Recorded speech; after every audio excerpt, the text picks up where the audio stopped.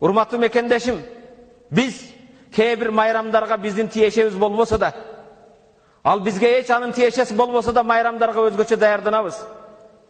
Kee bir insanlar жаңы жыл келет деген кезде декабрдан баштап акчасын жыйнап, атың өчкүр арагын, шампанын жана башкасын мекендин, жердин, тоолорубуздун көркү болгон балатыларды кыйып келип, үйүнүн ортосуна коюп, аны Кабаны таваф кылгандай анын айланасында айланып, 31 декабрь болгон кезде түнгү саат 12-н күтүп, айнектерин ачып, балкондорго чыгып, атың өчкүр аракты кармап, бири-бирине тос айтып, ийгиликтин жылы болсун, жакшылыктын жылы болсун, башка болсун дегендер менен күткөндөр жок эмес.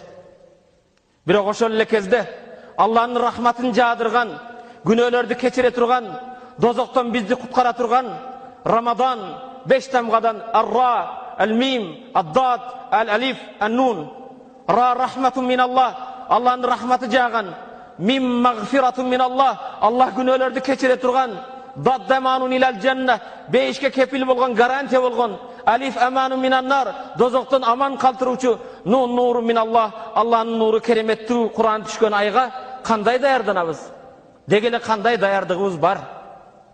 Ошондой конокту күтүп жатабызбы? Урматтуу мусулман бир тууган, кээде таң калам. Кээде өзүбүздүн мечиттин жолуну билбегендер аякта турсун, кээде мечитке келип жума намазын окуган, айт намаздарга чыккан бир туугандарыбыз да курман айтта курмандыгын чалып, этин жетим жесирлерге таркатат. Ошол эле кезде Ден Валентинди да майрамдайт.